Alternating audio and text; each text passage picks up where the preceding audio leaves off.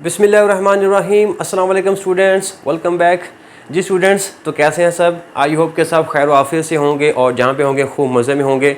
तो बेटा आज हम जो लेक्चर लेकर आए हैं बहुत ज़्यादा इंपॉर्टेंट है। इस चैप्टर का लास्ट टॉपिक है, that is properties of waves. हमने इससे पहले रिपल टैंक को स्टडी किया था। रिपल टैंक के अंदर हम जो वेव्स को जनरेट किया था, अब हम उन्हीं वेव्स की खसूसियात को, उनकी जो प्रॉपर्टीज़ हैं, उनके जो बिहेवियर्स हैं, उनको हम यहाँ पे आज डिस्कस करने वाले हैं। तो लिहाजा ये बहुत ज़्यादा इंपॉर्टेंट टॉपिक है। एमसीक्यूज़ के हवाले से, शॉर्ट क्वेश्चन के हवाले से, लॉन्ग क्वेश्चन के हवाले से, हर लिहाज से ये जो आर्टिकल है आज का वो बहुत ज़्यादा इंपॉर्टेंट होने वाला है। क्लियर? इसको आपने बड़े ही ध्यान से तवज्जो के साथ इसको सुनना है और इसमें जो इंपॉर्टेंट बातें हैं उसको आपने नोट करते जाना है। तो चलिए बेटा स्टार्ट करते हैं जी आज का टॉपिक। तो इसमें पहली जो प्रॉपर्टी है बेटा वो कहलाती है रिफ्लेक्शन ऑफ वेव। क्लियर? तो रिफ्लेक्शन क्या होता है कि रिफ्लेक्शन में जब वेव एक मीडियम में ट्रैवल करती है और वो दूसरे मीडियम की बाउंड्री की सरफेस के ऊपर फॉल करती है और वापस उसी मीडियम में आ जाती है, तो वेव के इस बिहेवियर को हम नाम देते हैं reflection of wave, such that the angle of incidence must be equal to angle of reflection, कि ये दोनों एंगल भी बराबर होने चाहिए, कि जिस एंगल पे वो जाके उस सरफेस पे फॉल करती है टकराने के बाद उतने ही एंगल पे उसको वापस आना पड़ेगा। यानी कि अगर वो 10 डिग्री पे जाके फॉल करती है तो 10 डिग्री से ही उसको वापस आना पड़ेगा, 20 से फॉल करती है तो 20 से ही वापस आना पड़ेगा। तो इस बिहेवियर को, इस नेचर को, इस प्रॉपर्टी को बेटा हम नाम देते हैं रिफ्लेक्शन ऑफ वेव। जैसे कि मैंने अभी यहाँ शो किया हुआ है कि यहाँ पे कुछ इंसिडेंट रेज मैंने यहाँ पे शो की हुई हैं और ये इंसिडेंट रेज जब आकर इस बाउंड्री पे फॉल करती हैं और वापस ये आती हैं। क्लियर? तो ये जो वेव्स आ रही हैं, इन्होंने जब वो जो जिस एंगल पे जाके फॉल करती हैं उतने ही एंगल से ये वापस आती हैं। तो वेव के इस बिहेवियर को, इस प्रॉपर्टी को हम क्या नाम देंगे? Reflection of waves. इसी तरह दूसरी डायग्राम में मैंने आपको बताया हुआ है, दिखाया हुआ है कि अब इसी बाउंड्री को मैंने थोड़ा सा ऐसे टिल्ट कर दिया है, किसी एंगल पे एडजस्ट कर दिया है। अब वही वेव्स आ रही हैं, अब वो इसी बाउंड्री से टकराती हैं, तो टकराने के बाद क्या होगा? ये वापस उसी मीडियम में आ जाएंगी। तो दूसरी डायग्राम में ये वही वेव जो वापस आ रही हैं। क्लियर? तो ये दोनों आपको डायग्राम भी याद रखनी है और इनमें आप देख सकते हैं कि कैसे जो वेव्स हैं वो बाउंड्री से टकराती हैं और वापस आती हैं। अब इसमें एंगल ऑफ इंसिडेंट और एंगल ऑफ रिफ्लेक्शन बराबर कैसे होंगे देखें। अब उसको एक्सप्लेन करते हैं। जैसे मैं अगर इस सरफेस के ऊपर एक परपेंडिकुलर ड्रा करूं, इस परपेंडिकुलर को हम बोलेंगे नॉर्मल। ठीक है बेटा, क्या बोलेंगे? नॉर्मल बोलेंगे। अच्छा, अब अगर आप गौर से देखें कि ये जो इंसिडेंट रेज हैं, इन इंसिडेंट रेज ने इस नॉर्मल के साथ कितना एंगल बनाया हुआ है कि ये हमारे पास इंसिडेंट रेज हैं और ये नॉर्मल लाइन है, तो दोनों आपस में कैसे हैं? पैरेलल हैं। तो पैरेलल जब होती हैं चीज़ें तो एंगल कितना होता है? 0 डिग्री। जब दो लाइन आपस में पैरेलल हो जाएं तो उनके दरमियान एंगल कितना होता है? 0 डिग्री। तो इंसिडेंट रेज ने नॉर्मल के साथ जो एंगल बनाया होता है उस एंगल को हम कहते हैं एंगल ऑफ इंसिडेंस, और इस केस में वो एंगल है कितना? 0 डिग्री। तो इंसिडेंट रे ने नॉर्मल के साथ जो एंगल बनाया है वो है इंसिडेंट एंगल, और वो इस केस में कितना है? 0 डिग्री। अच्छा, इसी तरह अगर हम यहां पे देखें तो अब टकरा के वापस आ रही हैं, तो जब वो वापस आ रही हैं इसको बोलेंगे रिफ्लेक्टेड रेज। तो रिफ्लेक्टेड रेज ने नॉर्मल के साथ कितना एंगल बनाया? तो अगेन देखें, नॉर्मल और रिफ्लेक्टेड रेज अगेन ये कैसी हैं? पैरेलल हैं। तो पैरेलल दो लाइंस के दरमियान एंगल कितना होता है? 0 डिग्री। तो रिफ्लेक्टेड रेज ने भी नॉर्मल के साथ कितना एंगल बना रखा है? 0 डिग्री बना रखा है। तो वो एंगल जो रिफ्लेक्टेड रेज और नॉर्मल के दरमियान होता है उस एंगल को हम क्या नाम देते हैं? Reflected angle. तो ऊपर इंसिडेंट एंगल है जो कि इंसिडेंट रेज ने नॉर्मल के साथ बनाया हुआ है, और नीचे रिफ्लेक्टेड एंगल है जो कि रिफ्लेक्टेड रेज ने नॉर्मल के साथ बनाया हुआ है। तो ये दोनों एंगल्स कैसे हैं? बराबर हैं। कितने हैं? 0 डिग्री है। कि जब वो वेव सीधी जा रही हैं टकराकर वापस आएंगी तो 0 डिग्री पे एंगल पे गई और 0 डिग्री पे ही वापस आएंगी। तो ये जो बिहेवियर है, ये जो प्रॉपर्टी है, इसको हम क्या बोलेंगे? Reflection of wave. क्लियर? मैं इसको मजीद क्लियर कर दूं कि 0 एंगल कैसे बनता है। देखें, ये हमारे पास है नॉर्मल, सॉरी ये सरफेस है। इस सरफेस के ऊपर मैंने ये क्या कर दिया? नॉर्मल ड्रॉ कर दिया। ठीक है, ये कहलाएगा नॉर्मल। अब यहां पर ये रेज आ रही हैं जो कि क्या कहलाएंगी? इंसिडेंट रेज आएंगी। ठीक है, और टकराने के बाद ये वापस आएंगी, तो वापस आने वाली रेज हम क्या नाम देंगे? Reflected raise. तो इंसिडेंट रेज और नॉर्मल, रिफ्लेक्टेड रेज और नॉर्मल, तो ये दोनों रेज ने इस नॉर्मल के साथ कैसा एंगल बनाया हुआ है, 0 डिग्री एंगल बनाया हुआ है, क्योंकि ये दोनों रेज नॉर्मल के साथ कैसी हैं, पैरेलल हैं। तो पैरेलल है तो मतलब पैरेलल वाली चीज़ों, दो लाइंस अगर पैरेलल हों तो एंगल कितना होता है, 0 डिग्री होता है। क्लियर? तो इस केस में हमारा जो इंसिडेंट एंगल है वो भी कितना है, 0 डिग्री है। ठीक है, हमारा एंगल ऑफ इंसिडेंट्स बराबर है किस चीज के, एंगल ऑफ रिफ्लेक्टेड के। ठीक है, आई और आर, इंसिडेंट रे ने एंगल जो बनाया नॉर्मल के साथ और रिफ्लेक्टेड रे ने जो एंगल बनाया नॉर्मल के साथ, वो दोनों कैसे हैं, बराबर हैं। तो यहां से हमारी जो डेफिनेशन है वो प्रूफ होती है कि angle of incident should be equal to angle of reflection. Clear? अब इस डायग्राम में देखें कि इस डायग्राम में जो एंगल ऑफ इंसिडेंट है और एंगल ऑफ रिफ्लेक्टेड है वो आपस में कैसे बराबर है। देखें, हमने यहाँ पे जो बाउंड्री है उसको कुछ ऐसे प्लेस किया हुआ है। क्लियर? ऐसे, ठीक हो गया। अब मैं इसके ऊपर नॉर्मल ड्रा करता हूं, तो ये हमारे पास हो गया नॉर्मल। ठीक है, ऐसी लाइन, नॉर्मल क्या होता है कि ऐसी लाइन जो किसी सरफेस के साथ 90 का एंगल बनाए उसको हम नॉर्मल लाइन कहते हैं। तो ये लाइन ने सरफेस के साथ कैसा एंगल बना रखा है, ये 90 का एंगल बना रखा है। क्लियर? अच्छा, अब यहां पर क्या होगा, मैं यहां पर इन रेज को यहां पे फॉल करवाता हूं। ठीक है, तो ये रेज हमारे पास आई, यहां पर मैं फॉल करवाता हूं ऐसे, ये। ठीक है जी, ये रेज कौन सी है, इंसिडेंट रे है, और ये रिफ्लेक्ट होगी वापस उसी मीडियम में आएगी, तो ये रिफ्लेक्ट होकर वापस उसी मीडियम में आ गई। अब जरा सोचें कि ये जाने वाली रेज और आने वाली रेज ने टोटल एंगल कितना बनाया हुआ है, टोटल एंगल तो ये 90 का एंगल है। ठीक है, और ये जो टोटल एंगल 90 का है इसको हमने नॉर्मल ड्रा करके कितने हिस्सों में डिवाइड कर दिया, 2 हिस्सों में डिवाइड कर दिया, जिससे ये वाला एंगल क्या कहलाएगा, इंसिडेंट एंगल, और ये वाला एंगल क्या कहलाएगा, रिफ्लेक्टेड एंगल। तो टोटल जो एंगल 90 था वो 2 बराबर इसमें डिवाइड हो गया, तो आई कितना बनेगा, 45, और आर भी कितना बनेगा, 45। तो यस, अगेन हमारा आई और आर किस, यहां पर कितने कितने हैं, 45 डिग्री पर हैं। तो यहां पर एंगल दोनों रेज ने कितना बना रखा है, 45 का। तो अगेन हमारे इस केस में angle of incidence is equal to angle of reflection. Clear? इस केस में 0 डिग्री इंसिडेंट था, 0 डिग्री रिफ्लेक्टेड था। इस केस में 45 डिग्री इंसिडेंट है और 45 डिग्री रिफ्लेक्टेड है। तो मतलब आई और आर कैसे रहेंगे, बराबर रहेंगे। तो इसी चीज को तुम क्या नाम दे रहे हैं, रिफ्लेक्शन। कि रिफ्लेक्शन में कि जब वेव एक मीडियम में ट्रेवल करती है और वो दूसरी मीडियम की बाउंड्री की सरफेस के ऊपर फॉल करती है तो वापस उसी मीडियम में आ जाती है। तो ऐसा करते हुए वो जिस एंगल पे जाती है उससे उतने ही एंगल पे वापस आती है। तो इस बिहेवियर को हम क्या नाम देते हैं, रिफ्लेक्शन ऑफ वेव्स। जी बेटा, यहां तक क्लियर हुआ? अच्छा, तो डेफिनेशन मैं लिख नहीं रहा हूं, डेफिनेशन आपको बुक में मिल जाएगी, वो आप उसको वहीं से याद कर लेंगे। हम कॉन्सेप्ट समझ रहे हैं कि यहाँ पे हो क्या रहा है। अच्छा, अब जरा सोचें गौर से कि जब रिफ्लेक्शन होता है तो उसकी फ्रीक्वेंसी ऊपर क्या इफेक्ट पड़ता है, क्या उसकी फ्रीक्वेंसी चेंज होती है, उसकी स्पीड के ऊपर क्या इफेक्ट पड़ता है, क्या उसकी स्पीड चेंज होती है, उसके वेवलेंथ के ऊपर क्या इफेक्ट पड़ता है, क्या उसकी वेवलेंथ चेंज होती है, ज़रा गौर से बताएं। तो पहले बात करते हैं फ्रीक्वेंसी के ऊपर। तो फ्रीक्वेंसी बेसिकली हमने देखा था कि रिपल टैंक के अंदर जो फ्रीक्वेंसी ऑफ द वेव होती है वो डिपेंड करती है किसके ऊपर, सोर्स के ऊपर, वाइब्रेटर के ऊपर। तो जिस कदर सोर्स वाइब्रेट होगा उतनी ही फ्रीक्वेंसी वाली वेव्स बननी है।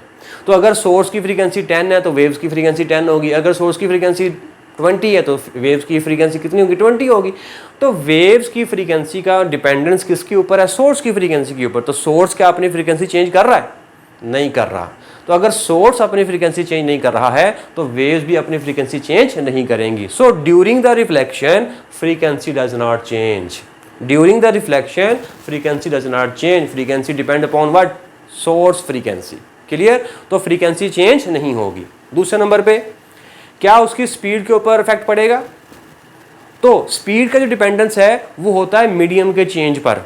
अगर मीडियम चेंज होगा तो स्पीड चेंज हो जाएगी, अगर मीडियम चेंज नहीं होगा तो स्पीड चेंज नहीं होगी। तो बताएं ड्यूरिंग रिफ्लेक्शन क्या वो वेव अपना मीडियम चेंज करती है, आंसर है नो। जिस मीडियम में तो पहले होती है टकराने के बाद भी उसी मीडियम में वापस तो आती है। जिस मीडियम में पहले थी टकराने के बाद भी उसी मीडियम में आती है, तो no change in medium. If there is no change in medium then there will be no change in speed. तो अगर मीडियम चेंज नहीं होगा तो स्पीड भी चेंज नहीं होगी। तो भाई मेरे क्या होगा, स्पीड भी उसकी चेंज नहीं हो रही, फ्रीक्वेंसी उसकी जब वो चेंज नहीं हो रही। व्हाट अबाउट वेवलेंथ, वेवलेंथ के ऊपर क्या होगा? तो हम देख लेते हैं, फार्मूला हमारे पास अवेलेबल है। वी नो दैट के फार्मूला जो होता है हमारे पास वेव इक्वेशन का, वो है v is equals to F lambda. तो ड्यूरिंग रिफ्लेक्शन फ्रीक्वेंसी चेंज नहीं हो रही, अगर फ्रीक्वेंसी चेंज नहीं होगी तो v और लैम्डा के दरमियान क्या रिलेशन बन जाता है? So v is proportional to wavelength. तो फ्रीक्वेंसी चेंज नहीं हो रही, ठीक है। वो हमने देखा क्यों चेंज नहीं हो रही, क्या उसकी स्पीड चेंज हो रही है? नो, क्योंकि उसका मीडियम भी चेंज नहीं हो रहा। तो अगर उसका मीडियम चेंज नहीं हो रहा है तो उसकी स्पीड भी चेंज नहीं होगी। अगर उसकी स्पीड चेंज नहीं होगी, व्हाट अबाउट वेवलेंथ? हाँ, तो वेवलेंथ भी चेंज नहीं होगी। देखें, जितनी वेवलेंथ मैंने यहाँ पे स्पेसिंग मैंने शो की है जाते समय, जाते वक्त, तो टकराते वक्त भी क्या है, उतनी मैंने स्पेसिंग यहाँ पे शो की है। तो वेवलेंथ जब वो चेंज नहीं होगी, तो यस, हमने एक रिजल्ट निकाल लिया कि ड्यूरिंग रिफ्लेक्शन ना तो उसकी फ्रीक्वेंसी चेंज होती है, ड्यूरिंग रिफ्लेक्शन ना तो उसकी स्पीड चेंज होती है जो कि मीडियम चेंज नहीं होता, और ना ही उसकी वेवलेंथ चेंज होती है जो कि उसकी स्पीड चेंज नहीं होती है। वेवलेंथ जब वो स्पीड के डायरेक्टली प्रोपोर्शनल है, अगर स्पीड चेंज होगी तो वेवलेंथ चेंज होगी। तो यहाँ पे तो स्पीड चेंज नहीं हो रही है, जो कि मीडियम चेंज नहीं हो रहा है। तो यस, हमने यहाँ पे बातें नोट कर ली, पॉइंट टू बी नोटेड। बहुत इंपॉर्टेंट बातें ये वाली सारी हैं। नोट, क्या नोट करना है कि frequency, speed and wavelength do not change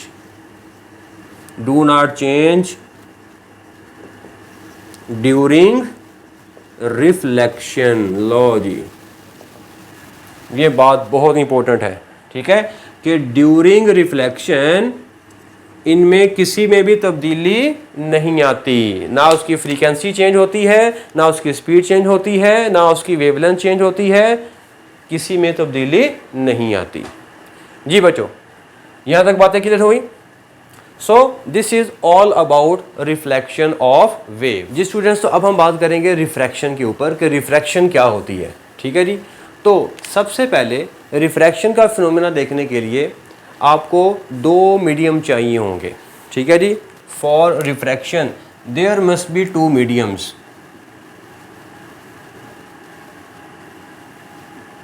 there must be two mediums, ठीक है जी, टू मीडियम्स। उनमें से जो पहला मीडियम है that should be danger, that should be a denser medium and the second one should be a rarer medium। यानी कि उनमें से एक डेंजर मीडियम यानी कि भारी मीडियम होना चाहिए और एक दूसरा मीडियम रेयर मीडियम यानी कि हल्का मीडियम होना चाहिए, ठीक है। तो there must be two medium required to observe the phenomena of refraction. तो अगर आपने रिफ्रैक्शन को देखना है तो हमें दो मीडियम चाहिए, ठीक है, एक डेंसर होगा, दूसरा रेयर मीडियम होगा। अब मैंने ऊपर आपको तीन डायग्राम या वो बना के दिखाई हुई हैं रिफ्रैक्शन को समझाने के लिए कि रिफ्रैक्शन क्या होता है। तो रिफ्रैक्शन में क्या होता है कि जो वेव है एक मीडियम से चलते हुए दूसरे मीडियम में जब वो एंटर होती है एट सम एंगल, कि किसी एंगल बनाते हुए जब वो दूसरे मीडियम में एंटर होती है तो क्या होता है कि वो अपना डायरेक्शन ऑफ प्रोपगेशन चेंज कर लेती है, ठीक है। जब हम किसी भी वेव को एक मीडियम से मूव करवाते हुए दूसरे मीडियम में एंटर करवाते हैं तो दूसरे मीडियम में एंटर होते साथ ही वो क्या कर लेगी, अपनी डायरेक्शन ऑफ प्रोपगेशन चेंज कर लेगी।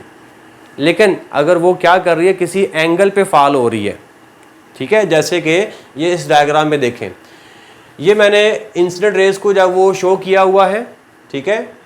अब ये मैंने एक बाउंड्री लगाई है, इस बाउंड्री के ऊपर एक और मीडियम है और इस बाउंड्री के नीचे दूसरा मीडियम है। अब रे आ रही है एक मीडियम से दूसरे मीडियम में। अब यहाँ पे दो पॉसिबिलिटीज़ हैं। देखें, जब रे यहाँ से एंटर होगी तो ये जो नॉर्मल मैंने ड्रा किया हुआ है और ये जो रे आ रही है तो दूसरे मीडियम में भी ये रे ऐसे ट्रैवल करनी चाहिए, ये इसका एक्चुअल पाथ है, ठीक है। बिल्कुल ऐसे सीधी आएगी, सीधी जानी चाहिए। लेकिन दूसरे मीडियम में क्या होगा कि दूसरे मीडियम में ये अपने रास्ता, अपनी जो डायरेक्शन है वो चेंज कर लेगी। या तो वो नॉर्मल की तरफ झुक जाएगी, ये नॉर्मल है तो ये या तो नॉर्मल की तरफ झुक जाएगी, या ये जो वेव है नॉर्मल से दूर हट जाएगी। दो पॉसिबिलिटीज़ हैं। अभी हम उसको डिस्क्राइब करते हैं कि वो पॉसिबिलिटी कब कब जब वो हो सकती हैं। फिलहाल दो पॉसिबिलिटीज़ हैं कि जब वो एक मीडियम में एंटर होते हुए साथ दूसरे मीडियम में जाती है तो दूसरे मीडियम में जाकर या तो वो नॉर्मल की तरफ झुक जाती है, नॉर्मल की तरफ आ जाती है, या वो नॉर्मल से दूर चली जाती है, ठीक है। पहली पॉसिबिलिटी कि या तो वो नॉर्मल की तरफ चली जाएगी, अपने एक्चुअल पाथ से हटकर नॉर्मल की तरफ झुक जाएगी, या वो अपने एक्चुअल पाथ से हटकर नॉर्मल से अवे चली जाएगी, दूर चली जाएगी। ये दोनों पॉसिबिलिटीज़ हैं, लेकिन दोनों में आप देख सकते हैं कि वो अपने असल रास्ते से अपनी डायरेक्शन जो है वो उसने चेंज कर ली है जो ही वो दूसरे मीडियम एंटर हुई है एट सम एंगल। अगर इसने नॉर्मल के साथ कोई एंगल बनाया हुआ है, ये हमने पढ़ा, इंसिडेंट रे और नॉर्मल के दरमियान जो एंगल होता है उसको हम क्या बोलते हैं, इंसिडेंट एंगल। यानी कि वो किसी ना किसी इंसिडेंट एंगल बनाते हुए दूसरे मीडियम में घुस रही है, जा रही है, तो फिर क्या होगा, वो अपनी डायरेक्शन ऑफ प्रोपगेशन चेंज कर लेगी। ये जो फिनोमिना है जिसमें वो अपनी डायरेक्शन ऑफ प्रोपगेशन चेंज करती है bye entering in the second medium, this phenomena, this property of the wave is called refraction of the waves. जैसे कि आप वीडियो में एनिमेशन में देख भी सकते हैं कि वेव आ रही है और दूसरे मीडियम में एंटर होते साथ ही उसने क्या कर लिया, अपनी डायरेक्शन जो है वो चेंज कर लिया। क्लियर। अब जिस मीडियम में वो एंटर हुई है वो डेंसर भी हो सकता है, वो रेयर मीडियम भी हो सकता है, ठीक है। और दोनों मीडियम्स में जो बेंडिंग है वो डिफरेंट डायरेक्शंस में होगी, ठीक है। अब वो भी देख लेते हैं साथ में। अगर तो वो मीडियम जिस मीडियम में एंटर हुई है बेटा वो मीडियम है डेंजर, अगर वो मीडियम कैसा है, डेंजर, जिस मीडियम में वो चली गई है, सेकंड मीडियम कौन सा है, डेंजर, इसको मैं बोलूँगा फर्स्ट मीडियम और इसको बोलूँगा सेकंड मीडियम। सेकंड मीडियम वो होगा जिसमें वो जाएगी, ठीक है। इसमें ये हमारे पास है M1 दैट इज मीडियम 1 और ये कौन सा मीडियम है, M2 दैट इज मीडियम 2। अगर वो मीडियम डेंजर है, जिस मीडियम में वो गई है दैट इज M2, कौन सा है, डेंजर है। अगर वो डेंजर मीडियम है तो बेटा वो नॉर्मल की तरफ झुक जाएगी, ठीक है। डेंजर मीडियम में क्या होगा, बेंड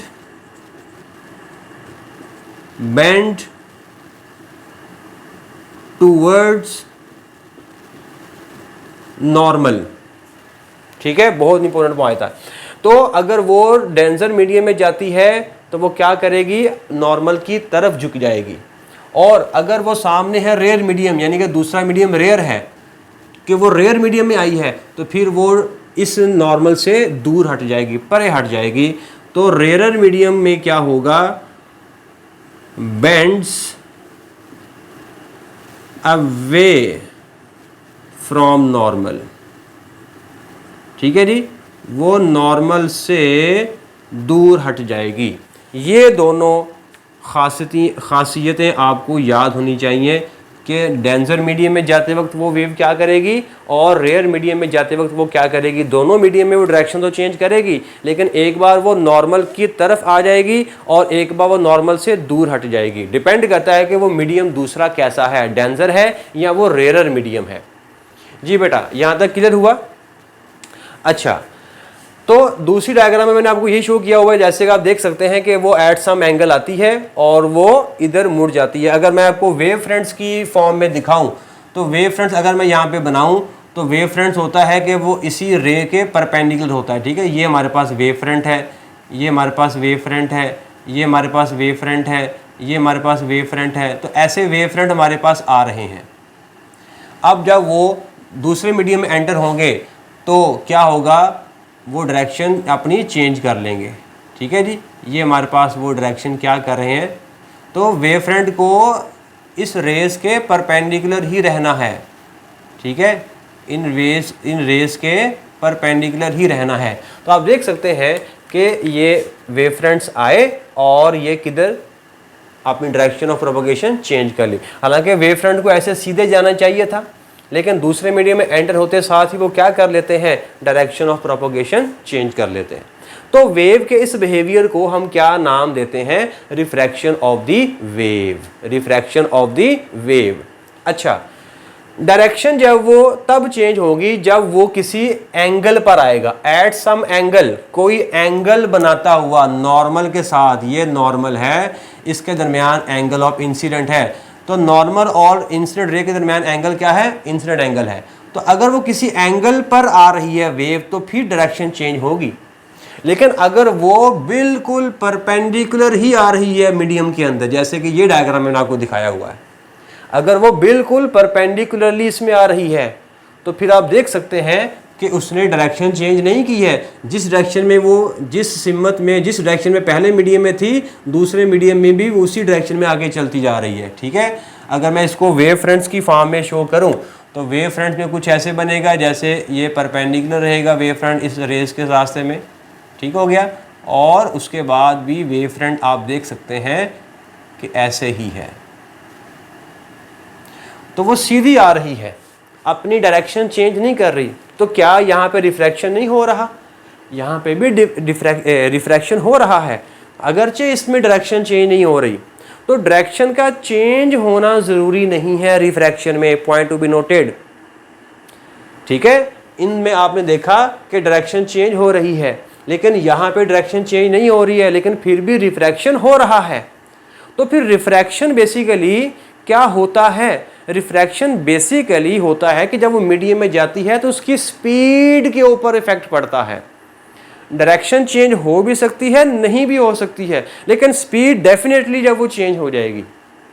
क्लियर? तो स्पीड का चेंज होना रिफ्रैक्शन बनाता है, ना कि डायरेक्शन का चेंज होना। डायरेक्शन चेंज हो भी सकती है और डायरेक्शन चेंज नहीं भी हो सकती, लेकिन रिफ्रैक्शन अभी भी हो रहा है।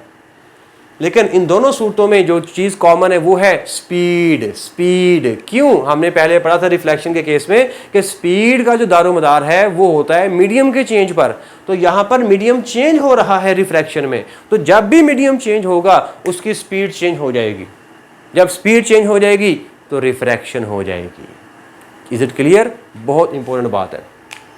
तो आपने देखा कि कैसे रिफ्रैक्शन का फिनोमिना होता है कि एक मीडियम में रे आती है, दूसरे मीडियम में जब वो एंटर होती है किसी एंगल पर तो वो अपनी डायरेक्शन चेंज कर लेती है। ठीक है, इसके साथ ही उसकी स्पीड के ऊपर भी इफेक्ट पड़ता है। This phenomena of the wave is called what? Refraction. तो रिफ्रैक्शन के लिए हमें दो मीडियम चाहिए, डेंसर मीडियम होना चाहिए एक, और दूसरा हल्का दैट इज रेयर मीडियम होना चाहिए। अब रिपल टैंक के केस में, रिपल टैंक में तो वाटर वेव्स जा रही हैं और रिपल टैंक को तो हम चेंज नहीं कर सकते। तो रिपल टैंक के अंदर हम दो मीडियम्स को कैसे बनाएंगे, रिफ्रैक्शन का फिनोमेना हम कैसे देखेंगे रिपल टैंक के अंदर? तो रिपल टैंक के अंदर हम कुछ ऐसी सेटिंग करते हैं, जैसे देखें ये हमारे पास रिपल टैंक, अगर हम रिपल टैंक को साइड से देखें, ठीक है, रिपल टैंक को अगर हम साइड से देखें तो ये हमारे पास होगा रिपल टैंक कुछ ऐसे, ठीक हो गया, ये रिपल टैंक हो गया। और हमने यहां पर पानी को यहां तक भरा हुआ है, ये इसमें पानी का लेवल है। Is it clear? और इसके एक साइड पर यहां पे लगाया होता है वाइब्रेटर, तो ये हमारे पास है वाइब्रेटर, ठीक है, जो कि ऐसे वाइब्रेट करेगा, पानी के सरफेस को टच करेगा और पानी के सरफेस के ऊपर वेव्स बनेंगी। अब यहां पे रिफ्रैक्शन का फिनोमेना हमने कैसे देखना है, तो हम क्या करेंगे, इसी रिपल टैंक के अंदर हम एक ग्लास की शीट को हम यहाँ पे पुट कर देंगे, इंसर्ट कर देंगे। एक शीशे की बनी हुई हम जब वो एक शीट लेंगे मोटी तय वाली, और उसको हम जब वो रिपल टैंक के अंदर प्लेस कर देंगे। तो ये हमने कर दिया जी प्लेस रिपल टैंक में उस ग्लास शीट को, ये ठीक है जी, ये हमने उसको ग्लास शीट को उस रिपल टैंक के अंदर बेटा क्या कर दिया, प्लेस कर दिया। अब ऐसा करने से क्या होगा, ठीक है, हमने रिफ्रैक्शन पढ़ रहे हैं और रिफ्रैक्शन में हमने देखना है कि क्या देखना है, दो मीडियम चाहिए। दो मीडियम वो कैसे बनाएंगे, वो दो मीडियम हम इस एक ग्लास शीट को इंसर्ट करके बनाएंगे। ऐसे करने से क्या होगा, ऐसा करने से देखें पानी, रिपल टैंक, ये पूरा रिपल टैंक है, तो रिपल टैंक दो हिस्सों में बट गया। कैसे? एक बन गया ज़्यादा गहराई वाला हिस्सा, ये देखें ये है ज़्यादा गहराई वाला हिस्सा, और यहाँ पे क्या है, कम गहराई वाला हिस्सा। तो यूँ हमने रिपल टैंक को दो पार्ट्स में डिवाइड कर दिया, उसकी पार्टीशन बना दी। एक में हमने बना दिया डीप वाटर, ठीक है, इसको हम बोलेंगे डीप वाटर, जिसमें गहराई कैसी है, ज़्यादा है, इसको बोलेंगे डीप वाटर। और जिसमें गहराई कम है तो ये वाला जो हिस्सा है, ये वाला हिस्सा कहलाएगा शैलो वाटर। क्लियर बेटा यहाँ तक? तो यूँ हमने दो मीडियम बना लिए। अब हम बाद में बात करेंगे इसमें डेंसर कौन है और रेयर कौन है। अभी फिलहाल दो मीडियम का आप सवाल चेक करें। तो ये हमारे पास आ गया जी दो मीडियम, जिसमें एक को हमने ज़्यादा गहराई वाला हिस्सा बना लिया और दूसरे को हमने कम गहराई वाला हिस्सा बना लिया। अब हम रिफ्रैक्शन का फिनोमेना यहाँ पे ऑब्जर्व कर सकते हैं, ठीक है। अब इसी चीज़ को अगर हम ऊपर से देखेंगे तो हमें कुछ ऐसा दिखने को मिलेगा, ठीक है। अगर रिपल टैंक को हम ऊपर से देखेंगे तो हमें कुछ ऐसा दिखने को मिलेगा, जिसमें ये लगा हुआ वाइब्रेटर, ये वाला, ठीक है, और ये ऐसे वाइब्रेट करेगा तो पानी की सरफेस को टच करेगा तो पानी की सरफेस के ऊपर ये रिपल्स बनेंगे, वेव्स बनेंगी, ठीक हो गया। तो आधा हिस्सा जब वो ज़्यादा गहराई वाला है और आधा हिस्सा हमने कम गहराई वाला, दैट इज़ शैलो वाटर। तो ये वाला हिस्सा जब वो यहाँ से यहाँ तक, ये होगा डीप वाटर, ठीक है जी। ये वाला हिस्सा किसका होगा, डीप वाटर। और ये वाला आधा हिस्सा, ये वाला किस चीज़ का होगा, ये होगा शैलो वाटर। जी बेटा, स्वाद आ रहा है कि नहीं आ रहा, ठीक है, समझ आ रही है। तो ऐसे हमने इसको दो हिस्सों में बांट दिया रिपल टैंक को, ज़्यादा गहराई वाला हिस्सा और कम गहराई वाला हिस्सा। अब जब इसके ऊपर वेव्स ऐसे बनेंगी और ये वेव्स रिपल्स, ये वेव फ्रंट्स आगे जा रहे हैं, और साथ ही ये मैंने लगाई हुई है डॉटेड लाइन, ये है बाउंड्री, ठीक है। बाउंड्री कौन सी, कि जहाँ पर ये शीट शुरू हो जाती है ना, ये वाली शीट शुरू हो जाती है, तो यहाँ से यहाँ तक एक मीडियम है, यहाँ से यहाँ तक दूसरा मीडियम है, दरमियान में ये क्या आ गई, उनकी बाउंड्री आ गई। तो ये मैंने बाउंड्री को यहाँ पे शो किया हुआ है। तो जो ही ये जो वेव्स हैं, जो वाटर वेव्स हैं, गहराई वाले हिस्से से कम गहराई वाले हिस्से में जाएंगी तो रिफ्रैक्शन हो जाएगी, क्योंकि मीडियम चेंज हुआ। यहाँ पे पहले वो गहराई वाले, ज़्यादा गहराई वाले हिस्से में थी वेव्स, लेकिन अब उनको कहाँ पे जाना पड़ा, कम गहराई वाले हिस्से में। तो ज़्यादा गहराई वाले हिस्से में डीप वाटर से वो कहाँ पे चलेंगी, शैलो वाटर में चलेंगी। मतलब उन्होंने क्या किया, अपना मीडियम चेंज किया। तो जो ही मीडियम चेंज होगा तो क्या हो जाएगा, रिफ्रैक्शन हो जाएगी। क्या हो जाएगा, रिफ्रैक्शन हो जाएगी। कैसे रिफ्रैक्शन हो रही है, मीडियम चेंज हो रहा है। कैसे मीडियम चेंज हुआ, वो डीप वाटर से शैलो में चली गई, या आप शैलो से डीप में भी आ सकते हैं तो भी मीडियम चेंज हो जाएगा। तो मतलब मीडियम चेंज होगा तो क्या होना चाहिए, रिफ्रैक्शन होनी चाहिए। अच्छा, क्या इस रिफ्रैक्शन में उन्होंने अपनी डायरेक्शन चेंज की, नो, ये वाला फिनोमिना हो रहा है कि वो स्ट्रेट या वो सीधी आ रही हैं, सीधी आ रही हैं, सीधी आ रही हैं, सीधी आ रही हैं। जब वो सीधी आएंगी तो डायरेक्शन चेंज नहीं होगी। डायरेक्शन चेंज तब होगी जब हम इन्हीं वेव्स को क्या करेंगे, किसी एंगल पर भेजेंगे। जैसे ये वाली किसी एंगल पे आ रही है, क्लियर।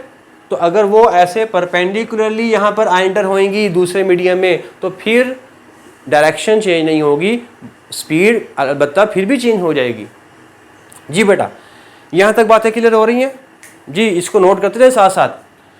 अच्छा जी, अब हम बात करते हैं कि जब वो डीप वाटर से शैलो वाटर में जाती हैं तो डायरेक्शन तो चेंज नहीं हो रही, लेकिन स्पीड चेंज हो रही है। अब किस मीडियम में उसकी स्पीड ज़्यादा होगी, किस मीडियम में उसकी स्पीड कम होगी, ये हमें कैसे पता चलेगा। देखें, इसके लिए एक फार्मूला नोट कर लें कि वाटर की सरफेस के ऊपर जो वेव्स बनती हैं उनका फार्मूला होता है, वो हमारी बुक में गिवन तो नहीं है, लेकिन इसको समझने के लिए मैं वो आपको फार्मूला यहाँ पे लिखता हूँ। वो फार्मूला हमारे पास क्या है, वो फार्मूला हमारे पास बेटा है कि V = GH √।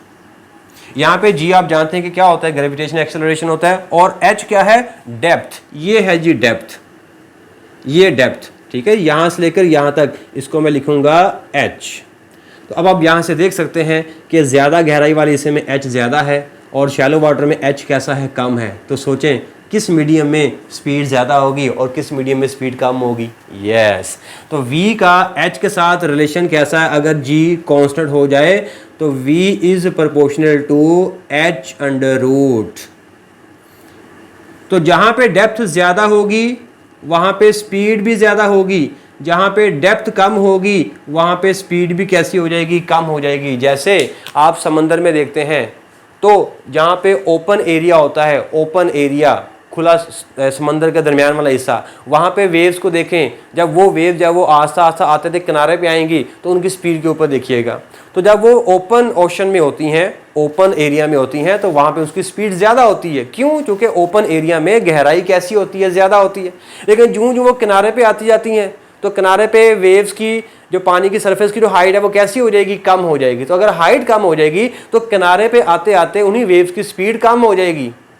तो जब वो समंदर दरमियान में हम देखेंगे तो दरमियान में उनकी स्पीड ज़्यादा होगी और किनारे पे आते आते उसकी स्पीड कैसी हो जाएगी, कम हो जाएगी। ये देखें, ज़्यादा गहराई वाले हिस्से में यहाँ पर वेव्स की स्पीड ज़्यादा होगी, लेकिन जो ही वो कम गहराई वाले हिस्से में आएंगे तो उनकी स्पीड कैसी हो जाएगी, कम हो जाएंगी। क्लियर? अगर मैं इसको थोड़ा सा डायग्रामिकली बनाऊँ तो ये वेव्स जो हैं ऐसे मूव करेंगी, लेकिन जो ही वो कम गहराई वाले हिस्से में आएंगे तो कुछ ऐसे हो जाएगा। तो ज़्यादा गहराई वाले हिस्से में स्पीड ज़्यादा, कम गहराई वाले हिस्से में स्पीड कम। तो सोचें डीप वाटर में स्पीड कैसी हो जाएगी, हाई, और शैलो वाटर में स्पीड कैसी हो जाएगी, कम। क्लियर? लेकिन फ्रीक्वेंसी अभी भी कांस्टेंट है, क्योंकि फ्रीक्वेंसी जो है वो इस वाइब्रेटर की फ्रीक्वेंसी पर डिपेंड करती है। तो वाइब्रेटर अपनी फ्रीक्वेंसी चेंज करेगा तो इसकी फ्रीक्वेंसी चेंज होगी ना। तो फ्रीक्वेंसी जो है वो अभी भी रिफ्रैक्शन के फिनोमेना में फ्रीक्वेंसी कैसी है, फ्रीक्वेंसी को हम यहाँ पे लिख लेते हैं फ्रीक्वेंसी स्टिल कांस्टेंट। तो फ्रीक्वेंसी अभी भी कैसी है, कांस्टेंट है। ठीक है? तो स्पीड और वेवलेंथ के ऊपर क्या इफेक्ट हो रहा है, तो स्पीड और वेवलेंथ चेंज हो रही हैं अकॉर्डिंग टू दिस फार्मूला। ये हमने पढ़ा हुआ है ना कि वही फार्मूला ये वाला v is equals to F lambda.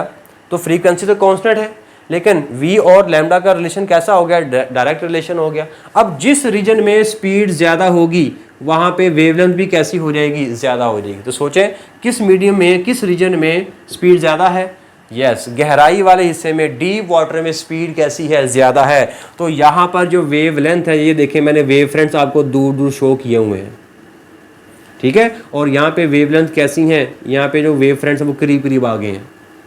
तो यहाँ पे वेवलेंथ ज़्यादा है, मतलब यहाँ पे स्पीड ज़्यादा थी ना गहराई वाले हिस्से में, यहाँ पे वेवलेंथ कम हो गई है क्योंकि यहाँ पे स्पीड कम हो गई है। तो अगर स्पीड कम होगी तो वेवलेंथ भी डिक्रीज हो जाएगी, अगर स्पीड ज़्यादा होगी तो वेवलेंथ भी बढ़ जाएगी। तो डीप वाटर में स्पीड ज़्यादा होने की वजह से वेवलेंथ ज़्यादा मिलेगी आपको, और शैलो वाटर में स्पीड कम होने की वजह से आपको वेवलेंथ भी कैसे मिलेगी, कम मिलेगी। जी बच्चों, यहाँ तक बातें क्लियर हो रही हैं? बहुत इंपॉर्टेंट पॉइंट है। अब मुझे आप सोच के बताएं कि डीप और शैलो वाटर में, क्योंकि हमने शुरू में देखा था कि रिफ्रैक्शन के लिए आपको दो मीडियम चाहिए, डेंजर और रेयर। अब मुझे बताओ कि डीप और शैलो वाटर में कौन सा मीडियम डेंजर है और कौन सा मीडियम शैलो है, रेयर है।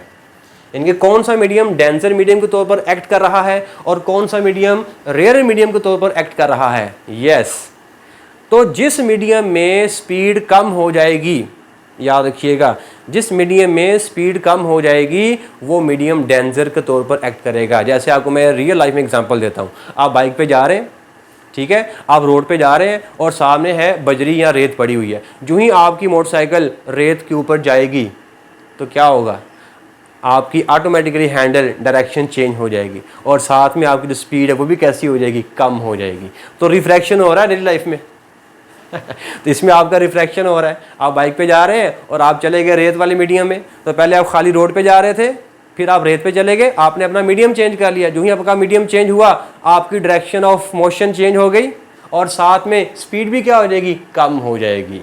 तो रेत जो है वो एक डेंजर मीडियम के तौर पर एक्ट करेगी, जिसने आपकी स्पीड को क्या कर दिया, चेंज कर दिया, डायरेक्शन को क्या कर दिया, चेंज कर दिया। तो अब मुझे बताएं कि इनमें से कौन सा मीडियम डेंजर के तौर पर काम करेगा और कौन सा मीडियम रेयर के तौर पर काम करेगा। तो जिस मीडियम में स्पीड कम हो जाएगी वो डेंजर होगा और जिस मीडियम में स्पीड तेज होगी वो रेयर होगा। तो डीप वाटर में स्पीड कैसी है, तेज, ज़्यादा है। इसका मतलब डीप वाटर किस मीडियम के तौर पर काम कर रहा है, रेयर मीडियम के तौर पर काम कर रहा है। ठीक है, तो यहाँ पर जो डीप वाटर है उसको हम यहाँ पे लिख लेते हैं। बहुत ही इंपॉर्टेंट बातें हो रही हैं यहाँ पर कि जो डीप वाटर है, डीप वाटर जो है ये एक्ट करता है एज रेयरर मीडियम, ठीक है। और जो हमारे पास शैलो वाटर है, शैलो वाटर में जो कि स्पीड कम हो जाती है, तो जिसमें स्पीड कम होगी वो मीडियम कैसा होगा, वो डेंजर होगा। क्लियर हो गया यहां तक। तो डीप वाटर जो है वो एक्ट करता है एज अ रेयर मीडियम, और शैलो वाटर जो है वो एक्ट करता है एज अ डेंजर मीडियम। जी प्यारे बच्चों, यहां तक बातें क्लियर हो रही हैं। तो हमने उसी रिपल टैंक के अंदर दो तरह के मीडियम्स को क्रिएट कर लिया, एक कम गहराई वाला हिस्सा बनाकर और एक ज़्यादा गहराई वाला हिस्सा बनाकर। तो कम गहराई वाले में हमने देखा कि स्पीड और वेवलेंथ के ऊपर क्या इफेक्ट पड़ता है, और शैलो वाटर में स्पीड और वेवलेंथ के ऊपर क्या इफेक्ट पड़ता है। अब मैं अगर आपसे पूछूं कि जो वाटर वेव्स हैं वो डीप से शैलो वाटर में जा रही हैं, तो उसकी स्पीड के ऊपर क्या इफेक्ट पड़ेगा, स्पीड बढ़ जाएगी, कम हो जाएगी, या रिमेन सेम? यस, कम हो जाएगी। और अगर शैलो वाटर से डीप वाटर में वो वेव्स जा रही हैं तो फिर उसकी स्पीड के ऊपर क्या इफेक्ट पड़ेगा, तो चूंकि वो डीप वाटर में जा रही हैं तो डीप वाटर में स्पीड क्या हो जाएगी, बढ़ जाएगी, जिससे वेवलेंथ बढ़ जाएगी और डायरेक्शन भी चेंज हो जाएगी अगर हम उसको परपेंडिकुलर नहीं भेज रहे। अगर तो परपेंडिकुलर भेज रहे हैं फिर तो डायरेक्शन चेंज नहीं होनी, हमने वो पढ़ लिया हुआ शुरू में, ठीक है ना। परपेंडिकुलर केस के अंदर डायरेक्शन चेंज नहीं होगा, और अगर हम किसी को किसी एंगल पर भेजेंगे तो फिर डायरेक्शन जब वो चेंज हो जाएगा। एक और छोटी सी चीज़ इनके एंगल्स के बारे में, ठीक है। जैसे हमने रिफ्रैक्शन में देखा था कि एंगल ऑफ इंसिडेंट और एंगल ऑफ रिफ्लेक्शन कैसे होते हैं, बराबर होते हैं। क्या इस केस में बराबर होंगे? अब हम थोड़ा सा उसको देखते हैं कि इसमें एंगल ऑफ इंसिडेंट और एंगल ऑफ रिफ्लेक्शन का क्या मामला है, क्या बराबर है। अगर बराबर नहीं है तो कौन बड़ा है कौन छोटा है, उसको देख लेते हैं। देखें यहाँ पर हम वेव्स को डायग्राम को मैं कुछ ड्रा करता हूँ कि जैसे ये हमारे पास ऊपर है मीडियम 1 और नीचे हमारे पास है मीडियम 2, और हमने यहाँ पर एक परपेंडिकुलर ड्रा किया, ठीक हो गया। अच्छा, अब मैं इसको यहाँ पर एक रे को बनाता हूँ, जो कि हमारे पास ये हमारे पास रे आ गई, ठीक है जी, और इसका डायरेक्शन ऑफ प्रोपगेशन इस तरफ आ रही है। अगर M2 दैट इज़ दूसरा मीडियम जिसमें एंटर होना है वो अगर डेंजर है तो क्या होगा, ये रे जो है वो ऐसे सीधे आने की बजाय अपने इस एक्चुअल पाथ की बजाय किधर मुड़ जाएंगी, ये नॉर्मल की तरफ मुड़ जाएंगी, और ये कुछ ऐसे हो जाएगा। क्लियर? तो अब आप देखें, इस एंगल को देखें, ये वाला जो एंगल है ये कहलाएगा इंसिडेंट एंगल, और ये वाला एंगल कहलाएगा रिफ्रैक्टेड एंगल, ठीक है। मैं अब इस पाथ को ज़रा हटा देता हूँ यहाँ से। अब आप देख कर बता सकते हैं कि इसमें कौन सा एंगल बड़ा है और कौन सा एंगल छोटा है। यस, आई आपको बड़ा लग रहा है और आर आपको छोटा लग रहा है। तो आई बड़ा और आर छोटा ये कब हुआ, जब वो वेव किस मीडियम से किस मीडियम में आई, रेयर मीडियम से डेंजर में आई, ठीक है। तो ये वाला जो मीडियम है ये कौन सा था, रेयर मीडियम था, और ये कौन सा था मीडियम, डेंजर मीडियम है। तो हमने क्या देखा, जब डेंजर मीडियम में वो एंटर होगी तो उसमें आर कैसा हो जाएगा, छोटा, और आई कैसा हो जाएगा, बड़ा, ठीक है। So in this case from going to rare medium to denser medium, in this case the angle of incidence greater than the angle of refracted, ठीक है जी, angle of refracted. Is it clear? और इसी का उल्टा कर दें, अगर वो रे डेंजर से रेयर में जा रही है, अगर वो डेंजर से रेयर में जा रही है, जैसे अगर मैं यहाँ पे बनाऊँ दूसरी डायग्राम, तो ये हमारे पास हो गया नॉर्मल, और अब जो रे है वो हमारे पास क्या है, ऐसे, ये है इंसिडेंट रे। अब जब वो रेयर मीडियम में जाएगी, ऊपर वाला मीडियम कौन सा है, ऊपर वाला मीडियम है रेयरर मीडियम, और ये कौन सा मीडियम है, डेंजर मीडियम। अब वो अगर डेंजर से रेयर में जा रही है तो क्या होगा, अब इसका जो एक्चुअल पाथ है वो क्या था, इसका जो एक्चुअल पाथ है वो ये होना चाहिए था, लेकिन अब वो क्या करेगी, अब वो इस एक्चुअल पाथ से नॉर्मल की तरफ नहीं जाएगी बल्कि नॉर्मल से दूर हट जाएगी। तो ये हमारे पास आएगा यहाँ पर कुछ ऐसे। अब मैं इसको हटा देता हूँ यहाँ से। अब आप ये जो एंगल देखें, ये वाला एंगल, ये एंगल कहलाएगा रिफ्रैक्टेड एंगल, ठीक है। इस एंगल को हम क्या नाम देंगे, रिफ्रैक्टेड एंगल। ये वाला आर एंगल होगा और ये वाला होगा आई एंगल। क्लियर।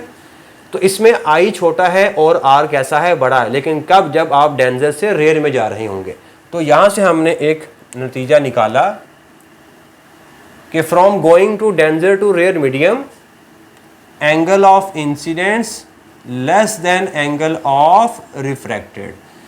जी ये भी बहुत इंपॉर्टेंट बात है कि इसमें एंगल के बारे में पूछा जा सकता है कि कौन सा एंगल बड़ा होता है, कौन सा एंगल छोटा होता है जब कोई रे किस मीडियम से दूसरे मीडियम में जाती है। तो जी बेटा यहाँ तक क्लियर हो गया। तो ये भी बहुत इंपॉर्टेंट बात है कि आई और आर बराबर नहीं होते। ये भी हमें पता चल गया कि रिफ्रैक्शन के अंदर जो आई एंगल है, इंसिडेंट एंगल जो है वो not equal to refracted angle. ये बात आपको पता चल गई, ठीक है। लेकिन हो सकता है जब आप ये वाली कंडीशन को देखें, हाँ देखा ना, अगर वो परपेंडिकुलरली आ रहे हैं तो जिस एंगल से वो इंसिडेंट रे आ रही है उसी एंगल से वापस जा रही है वो। तो यहां पर हो सकता है कि ये दोनों एंगल क्या हो जाएं, यस। सिर्फ यही एक पॉसिबिलिटी है कि जिसमें आई और आर बराबर होंगे, अदरवाइज आपको यही पॉसिबिलिटी देखने को मिलेगी, I is not equal to R, जिसमें आई कभी बड़ा होगा और इसमें आई कभी छोटा होगा। इज इट क्लियर बेटा। अब हम बात करते हैं कि डिफ्रैक्शन क्या होती है। तो डिफ्रैक्शन में क्या होता है कि हम वेव जिस डायरेक्शन में जा रही होती है, तो हम वेव के रास्ते में एक रुकावट, एक ऑब्स्टेकल प्लेस कर देते हैं।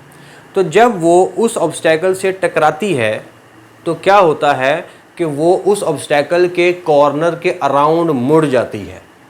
तो उसके इस बिहेवियर को कि किसी भी रुकावट के किनारों के गिर्द मुड़ने की जो प्रॉपर्टी है, किनारों के गिर्द टर्न हो जाने की जो प्रॉपर्टी है, this property of the wave is called diffraction of the wave. ठीक है। जैसे अगर मैं डायग्राम में अगर आपको समझाऊं कि ये हमारे पास वेव फ्रंट्स हैं। अब हमने इन्हीं वेव फ्रंट्स के रास्ते में हमने क्या कर दिया, एक रुकावट रख दी। ठीक है। ये वेव फ्रंट जब इस तरफ आ रहे हैं, हम जानते हैं अगर हम रेज़ को बना दें ऐसे इस तरफ आ रहे हैं, तो ये हमारे पास ये कुछ इस तरह से है। ठीक हो गया। अब ये इस तरफ रेज़ आ रही हैं। अब क्या होगा कि ये जो रुकावट के सामने वेव का पोर्शन है ये ब्लॉक हो जाएगा, हमें लगेगा, और ये जो पोर्शन है ये आगे फॉरवर्ड मूव कर जाएगा, और इसी तरह ये जो पोर्शन है ये वेव का आगे फॉरवर्ड मूव कर जाएगा।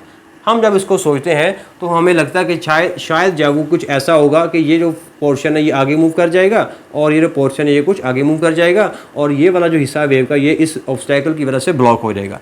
तो हमें कुछ इस तरह सोचने को मिलेगा कि शायद जब इस तरह हो रहा हो कि ये जो वेव फ्रंट है ये आगे ऐसे मूव कर गए और ये ऐसे चले गए। ठीक है। इसी तरह आगे हम इस नीचे वाले पोर्शन को देखते हैं तो वो भी कुछ इसी तरह का होगा। ठीक है। ये आगे जा रहे हैं वेव फ्रंट्स, क्योंकि ये वाला हिस्सा जब इस ऑब्स्टेकल की वजह से, इस रुकावट की वजह से क्या हो चुका है, ब्लॉक हो चुका है। तो ऊपर वाला पोर्शन ये आगे ऐसे मूव कर जाएगा और नीचे वाला पोर्शन ये आगे ऐसे मूव कर जाएगा। हम सोचते हैं तो कि शायद ऐसा होगा, लेकिन ऐसा नहीं होता।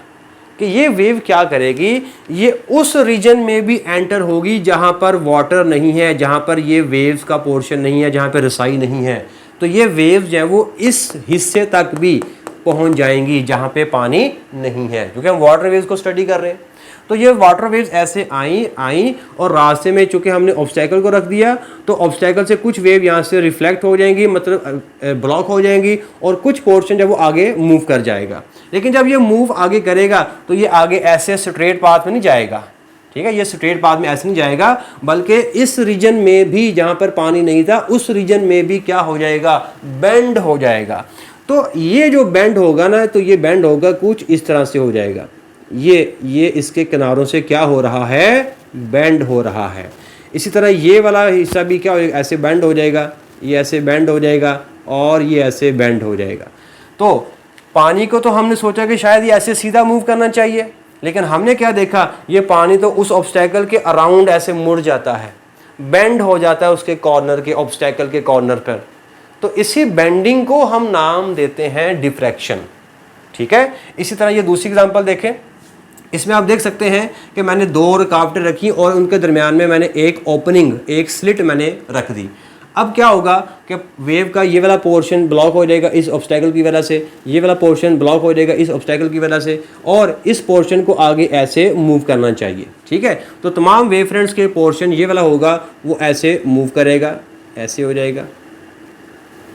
ठीक है जी, तो इस तरह जब वो वेव्स को आगे ऐसे ट्रैवल करना चाहिए, ये हमने सोचा। लेकिन जब आप प्रैक्टिकली देखते हैं तो ऐसा नहीं होता, क्योंकि ये यहाँ पर पानी मौजूद नहीं है, यहाँ पर पानी मौजूद नहीं है, तो ये वेव्स क्या करेंगी, उन ऑब्स्टेकल के अराउंड ऐसे मुड़ जाएंगी, तो वहाँ पर भी चली जाएंगी जहाँ पर पानी नहीं है, मतलब फैल जाएंगी हर तरफ, स्प्रेड आउट हो जाएंगी। किसके अराउंड स्प्रेड हो रही हैं, उस एजिस के उन एजिस के अराउंड, उन कॉर्नर के अराउंड। किसके कॉर्नर, ऑब्स्टेकल के कॉर्नर्स। तो वेव के इस बिहेवियर को, कि जिसमें वेव जब वो स्प्रेड आउट हो जाती है किसी भी एजिस के अराउंड, किसी भी ऑब्स्टेकल के किनारों के गिर्द मुड़ जाने को हम डिफ्रैक्शन कहते हैं। तो अब ये क्या होगा, ये वेव कुछ ऐसा शो करेंगी, ऐसे ऐसे हो जाएंगी, ये वेव ऐसे बेंड हो जाएंगी, ये ऐसे बेंड हो जाएंगी समझ आ रहा है। तो ये वेव ऐसे बेंड हो गई, ये ऐसे बेंड हो गई, ये वेव ऐसे बेंड हो जाएंगी और यहाँ से ऐसे बेंड हो जाएंगी। तो ये ऐसे जो बेंडिंग हो रही है, इसी बेंडिंग को ही बेसिकली रिफ्रैक्शन कहते हैं। ठीक है, तो जिसमें आपने देखा कि जो वेव फ्रंट जो थे वो ऐसे आ रहे थे, इस डायरेक्शन में वेव्स आ रही थी यूं, लेकिन हम क्या देखते हैं कि आफ्टर डिफ्रैक्शन ये वेव हर डायरेक्शन में क्या होती हुई आपको दिखाई देती हैं, स्प्रेड होती हुई दिखाई देती हैं। आफ्टर क्रॉसिंग द स्लिट, इस स्लिट में से गुजरने के बाद वो वेव हर डायरेक्शन में आपको जाती हुई दिखाई देंगी, हर डायरेक्शन में फैलती हुई दिखाई देंगी, उन ऑब्स्टेकल के किनारों के गिर्द मुड़ती हुई दिखाई देंगी।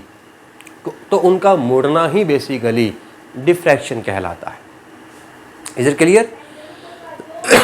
ओके, अब यहां पर जितना ज्यादा बेंडिंग होगा उतनी ज्यादा डिफ्रैक्शन होगी, बात खत्म।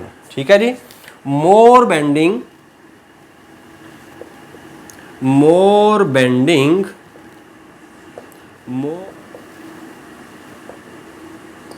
क्लियर, जितनी बेंडिंग ज्यादा होगी उतना डिफ्रैक्शन ज्यादा होगा। So bending is directly proportional to the diffraction. So bending is directly proportional to the diffraction. जितनी बेंडिंग ज्यादा होगी उतनी डिफ्रैक्शन ज्यादा होगी।